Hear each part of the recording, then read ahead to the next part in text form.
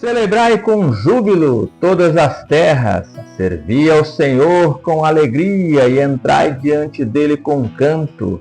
Sabei que o Senhor é Deus, foi ele que nos fez, e não nós a nós mesmos. Somos povo seu e ovelhas do seu pasto. Entrai pelas portas deles com gratidão e em seus átrios com louvor. Louvai-o e bendizei o seu nome, porque o Senhor é bom e eterna a sua misericórdia e a sua verdade dura de geração em geração. Meus queridos irmãos, meus queridos amigos, meus queridos servos de Jesus Cristo, inicia-se aqui mais um vídeo do seu canal Discípulos de Cristo. Muito bem, e hoje, pela bondade de Deus, nós vamos falar um tema muito pertinente, um tema que é algo tremendo. E o título desse tema, como orientação do nosso bondoso Deus, é uma pergunta. E a pergunta que é título deste vídeo é: qual é a sua visão? É importante isso aí, importantíssimo.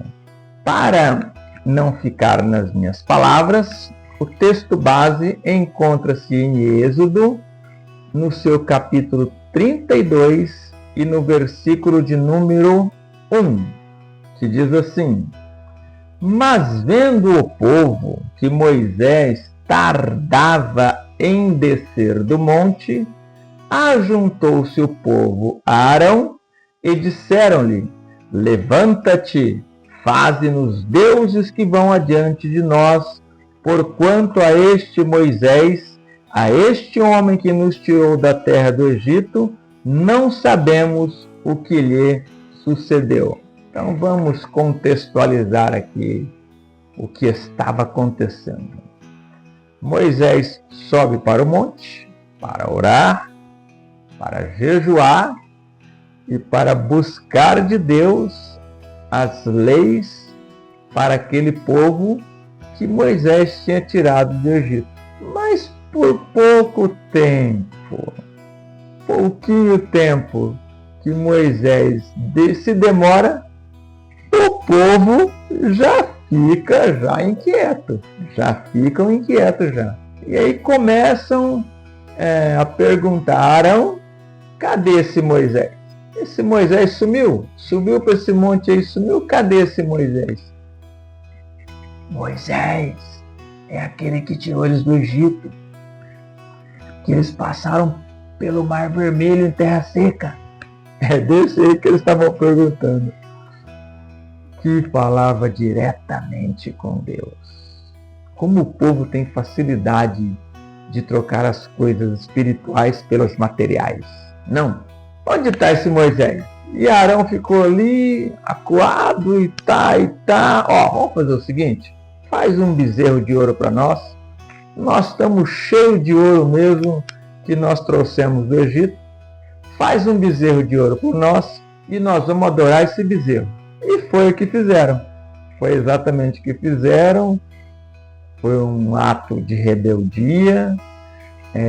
Esse bezerro foi adorado mediante coisas profanas, né? Primeiro já começa com a idolatria. Quando entra ali a idolatria, já entra outros problemas, já entra orgias e outras coisas mais. Até então que Moisés desce do monte, avisado por Deus, e acaba com aquela festa. Mas o centro desta palavra, o cerne dessa palavra é: qual é a sua visão? Se você estivesse ali no Egito, escravizado, como aquele povo estava, por 40 anos, o que você faria? Você, depois de 10, 15 dias, você também já sentiria a falta de Moisés e já queria voltar? Essa é a pergunta. Nós temos inúmeros exemplos na vida, na Bíblia e também na vida, de pessoas que têm visão pequena e pessoas que têm visão grande. Nós temos exemplo no mundo animal, por exemplo, a águia, 3.000 metros de altura, vê uma moeda no chão, vê uma serpente dentro d'água e vai lá e pega a serpente ainda pela cabeça. E nós temos outros animais que têm uma visão muito curta. Um deles é o cachorro, por exemplo. Ele ouve muito bem, ele tem um olfato muito bom, mas a visão dele não é uma das melhores. E na Bíblia nós temos então inúmeros exemplos. Temos aí 2 irmãs que frequentavam a mesma igreja, cujo pastor era Jesus Cristo, a mesma escola dominical, o mesmo culto de ensino, e uma tinha visão só para as coisas materiais. A Marta só conseguia ver coisas materiais. Até mesmo quando Jesus falava de algo espiritual para ela, automaticamente ela já transformava em material. Jesus olha para ela e fala assim: o seu irmão vai ressuscitar. O irmão dela morto lá. E aí ela falou: eu sei que ele vai ressuscitar lá no último dia, na ressurreição dos mortos. Já Maria não. Maria tinha uma visão espiritual. E aí nós vamos entender então o porquê. Por que tem pessoas que têm uma visão ampla, no mundo dos business, de negócios?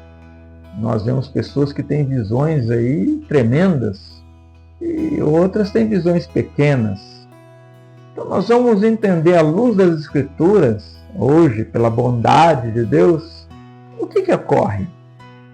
O que ocorre? Por que tem pessoas que têm visão pequena e tem pessoas que têm visão grande? E qual é a minha visão e qual a visão eu desejo ter? O centro aqui da mensagem é a palavra. Se eu meditar na palavra de Deus, é óbvio que eu vou estar bem alimentado e a minha visão vai ser ampla. Estou falando no sentido espiritual. Não estou dizendo num sentido apenas material, Mesmo porque eu considero também que um grande empresário, ele tem um dom natural de Deus. Mas não é isso que nós vamos falar hoje. Nós temos lá Eliseu, por exemplo. Vocês lembram? Eliseu e o servo dele. E o servo dele lá com medo e tudo. E aí Eliseu pede para Deus mostrar para ele o exército celestial que o acompanhava. E aí nós temos diversos exemplos na vida. Diversos exemplos na vida. De pessoas de estarem no mesmo ambiente, de terem a mesma criação, de frequentarem os mesmos lugares, e um terem visões amplas, espirituais, profundas, e outra ter visões pequenas. Isso não é intrigante? Vamos descobrir o porquê? Vamos mergulhar um pouquinho mais? Eu acabei de me lembrar agora um filme.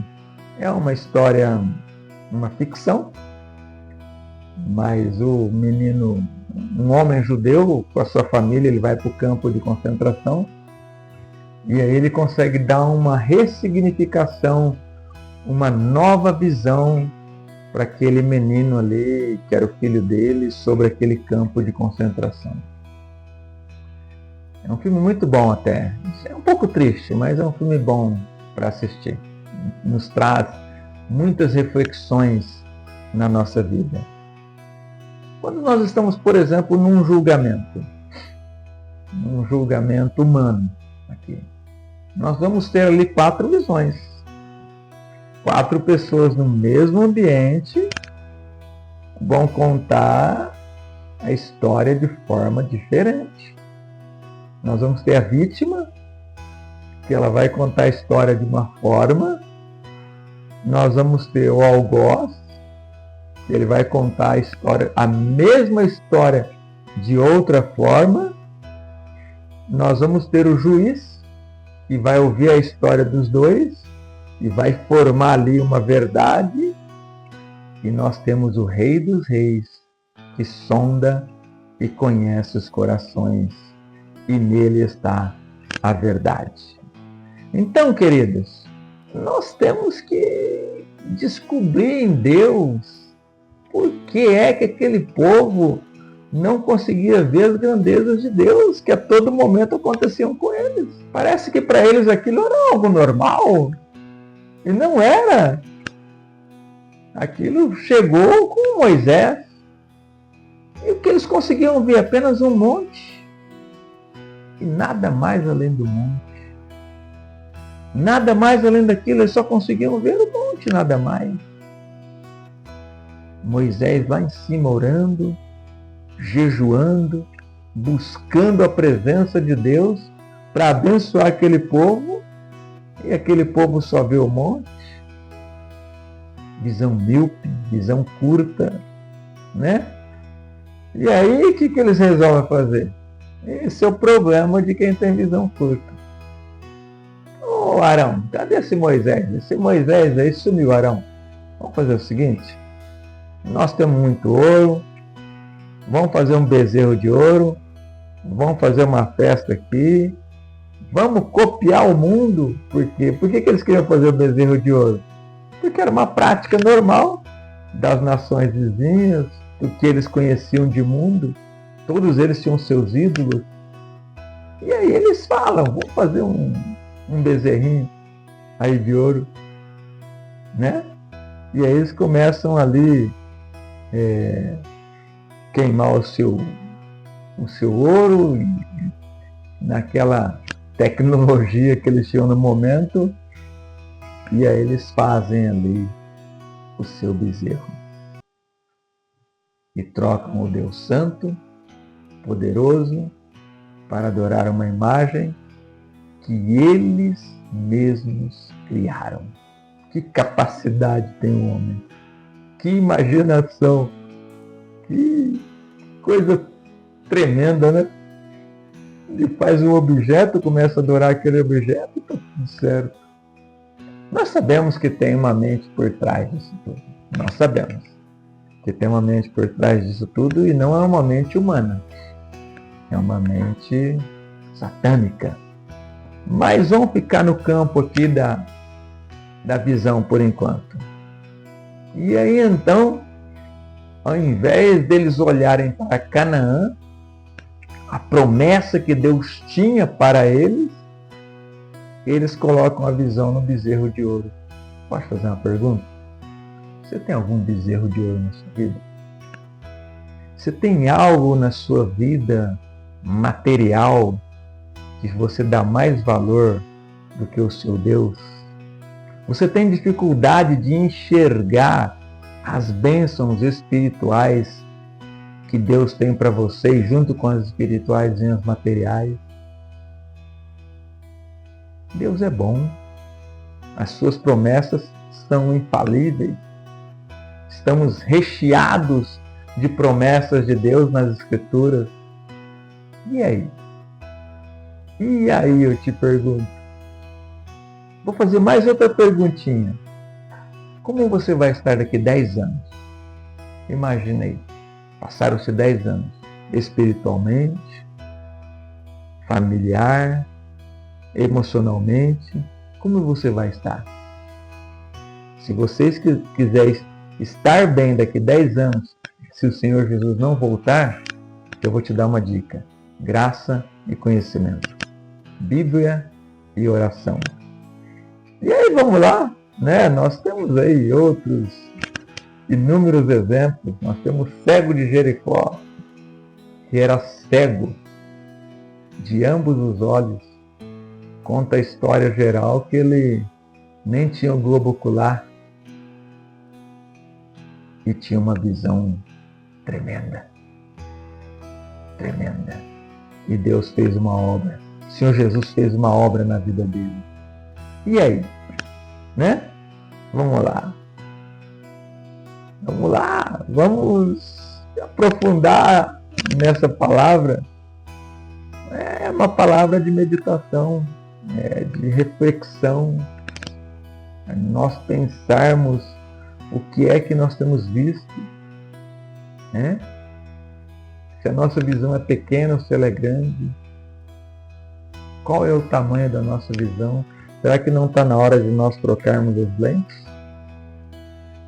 Aquelas pessoas que usam óculos, como eu, de vez em quando começa a ficar fraco, não enxerga direito, aí tem que ir lá no médico, o médico faz lá umas medições, e aí então tem que trocar o óculos, tem que trocar a lente.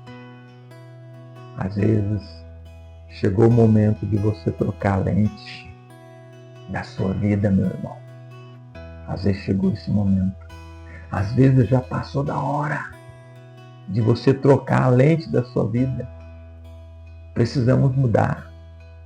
Se nós não mudarmos, como é que nós vamos ter resultados diferentes? Fazendo as mesmas coisas, do mesmo jeito? Aquele povo foi lá e fez um bezerro de ouro, igual todas as nações faziam. O resultado foi o mesmo. Orgia, maldade, coisas erradas, maldição. Morreu muita gente por isso, viu? Muitas pessoas morreram. Depois você vai lá na sequência do capítulo e vai lá ver quantas pessoas morreram por causa desse pecado. E aí então, querido, nós temos que ter a visão de Jesus. Essa é a visão que nós temos que ter, né? Lembra lá do Spurgeon, que ele falava assim: olhe para Cristo. É essa visão que nós temos que ter. Esse grande pregador, a primeira mensagem dele: olhe para Cristo. O que você tem colocado diante dos teus olhos? É isso que vai determinar a sua visão. Se você só assiste coisas ruins, mensagens ruins, você vai ter uma mente pessimista. Agora, se você assiste coisas boas, se você lê a Bíblia, se você vê coisas boas, você vai ter uma visão otimista. Nós alimentamos a nossa alma através do que vemos, do que ouvimos. É aí que nós alimentamos a nossa alma. E aí? Vamos ser igual ao Spurgeon? Vamos colocar coisas boas diante dos nossos olhos? Vamos lá? É isso aí, queridos. É isso aí que nós temos que fazer. É isso que nós temos que praticar. É isso. Essa palavra é simples. A palavra de hoje é simples, porque assim o Espírito Santo quis. Não é uma palavra complexa, não vamos mergulhar em muitos versículos. Só vamos meditar o que nós temos colocado diante dos nossos olhos. Se você é uma pessoa otimista, se você é uma pessoa de fé, se você acredita que as coisas vão dar certo, que o teu Deus é maior, é porque você está colocando coisas boas diante dos seus olhos. Se você por qualquer coisa já começa a entrar em pessimismo, se você pegou esse algo para você que colocar em você, que você é uma pessoa fraca, que você é uma pessoa depressiva, o diabo usa as pessoas também para falar isso aí, que para você não tem jeito. Se você aceitou isso para a sua vida, repreende agora em nome de Jesus. Você nasceu para ter vitória. Deus tem um plano de vitória na sua vida. Tá? Só vitória Deus tem para você. É um plano que Deus escreveu lá nos céus para a sua vida. Então vamos nos alinhar à visão de Deus. Vale a pena. Eu digo algo que eu vivo há 30 anos. Nunca me arrependi um segundo sequer. Amém, meus queridos? Veio na minha mente agora um fato que aconteceu há alguns anos. Um grande empresário aqui no Brasil, com o seu helicóptero, estava ali a sua noiva, Esse empresário, ele é um triatleta muito bem preparado fisicamente, corria muitos quilômetros, nadava muitos quilômetros, muito bem preparado, muitos quilômetros, era um triatleta. E ali no litoral de São Paulo, ali próximo a Maresias, o seu helicóptero dá problema. Começa a ter problemas a 4 quilômetros da praia. E ele começa a perder estabilidade, até que ele vai descendo, e aí já estava traçado o destino. Ele ia encontrar-se com as águas. Aquele helicóptero, ele ia se encontrar com as águas. E aí só tem uma solução: nadar. E nós temos 4 personagens, essa história é verídica. Os mais antigos, aí vamos dizer assim, vão lembrar dessa história. E eu tive a oportunidade de ouvir um relato de alguém que conheceu a esposa do copiloto. O piloto sabia nadar bem, segundo o relato dela. E a esposa, o copiloto, já nadava não tão bem, mas mais ou menos. O triatleta nadava muito bem. E a noiva dele não nadava bem. Então, quando aquela aeronave se choca ali com as águas, eles pulam, e o copiloto dizia assim, não sei se é o copiloto ou o piloto, não me recordo agora, ele dizia assim, o que menos sabia nadar, ele olhava para a praia e dizia assim, nós vamos chegar lá, vai dar certo. Ele tinha a visão que ele ia estar em terra seca. E aí então ele começa a nadar, ali meio estabanado, não era um nadador profissional, mas ele chega na praia. O triatleta chega também. Infelizmente, o outro piloto e a noiva do triatleta não conseguem chegar até a praia. E aí, eu termino esse vídeo com a seguinte reflexão.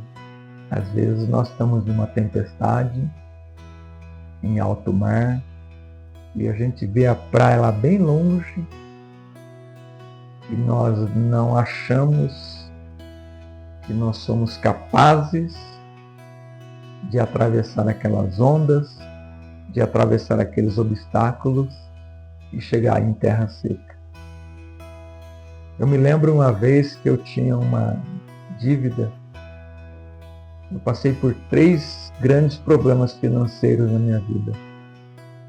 Graças ao bom Deus, há alguns anos já Ele me poupa desses problemas que eu tive. Foram períodos muito curtos, períodos de 6 meses a 1 ano. E nessa época que eu tive esse período muito complicado financeiramente, eu tive um nome sujo, Serasa, SPC, 37 cheques devolvidos. Crente, hein? Servo de Deus. O nome do crente só tem que estar escrito num lugarzinho só, que é no livro da vida. No hall de membros da igreja também, mas em cartório, esses lugares, o nome do crente não pode estar. Mas às vezes a gente perde o controle, às vezes acontece, e aí a gente tem que correr para tirar logo, para dar um bom testemunho de Cristo. E aí então eu olhei para Cristo, autor e consumador da minha fé. Eu comecei a colocar a minha visão nele. Eu via ele lá na praia, assim como aqueles quatro pessoas caíram no mar ali, e aquela pessoa que não sabia nadar muito bem, mas ele dizia, vai dar certo, vai dar certo, vai dar certo, vai dar certo. O outro que sabia nadar bem, ele dizia, nós não vamos conseguir, não vamos conseguir, não vamos conseguir. Eu não estou falando de positivismo aqui, eu estou falando de fé. E aí eu olhava da mesma forma e eu dizia para minha esposa, Deus proverá. Nós somos justos, nós procuramos andar na justiça. Deus proverá. E Deus mandou eu fazer um concerto com alguém. Eu tinha uma mágoa no meu coração de uma pessoa. Deus mandou eu fazer aquele concerto e em poucos meses eu entrei no banco com aqueles 37 cheques devolvidos e eu falei, olha, eu vim aqui limpar o meu nome, tudo pago. Eu sei que você talvez agora possa estar numa situação difícil, assim como aqueles tripulantes daquele helicóptero estavam ali naquela tempestade, mal dava para enxergar a praia, assim como eu estive com aquele mundaréu de dívida, um valor absurdo. E aqueles dois que acreditaram chegaram na praia e Deus, por sua bondade, também me levou até a praia. Eu pude limpar o meu nome, eu pude ficar livre da vergonha, livre da humilhação. Eu pude dar uma dignidade para minha esposa, coisa que nessa época eu não consegui. Essa prova minha durou 10 meses. Demorou 10 meses porque demorou para mim entender que eu estava com a visão errada. Que eu estava olhando só para o monte, que eu não estava olhando para Canaã. Quando eu comecei a olhar para Canaã, quando eu comecei a olhar para a praia, quando eu comecei a ver Jesus ali me esperando e ouvi o que eu tinha que consertar na minha vida, assim aconteceu e assim deu certo. E eu creio que assim será na sua vida, meu querido discípulo de Cristo. Que o Senhor te abençoe e te guarde. Pai, em nome de Jesus, entregamos aqui a Tua palavra aos nossos irmãos, a esses queridos, ó Pai, que às vezes estão em tempestades, passando por momentos turbulentos, passando por dificuldades, por problemas na mente, por insegurança, por medo, por timidez, aceitando às vezes, Senhor, a marca que o mundo quer colocar neles. Você é um depressivo, você tem depressão, para você não tem mais jeito. Mas, Pai, eu creio que em nome de Jesus, quando Jesus entra na história, as coisas mudam. Até o que está morto revive. E eu creio, Senhor, que em nome de Jesus, esse meu querido irmão que me acompanha neste vídeo, eu creio, Senhor, que pelo Teu poder, ele vai entender a Tua vontade para a vida dele. Ele vai mudar a visão dele. E o Senhor dará grandes bênçãos. Abençoa meus irmãos, ó Pai. Assim te peço e eu te agradeço. Que Deus te abençoe, te guarde e te prospere muito. Jesus abençoe sempre. Até o próximo vídeo.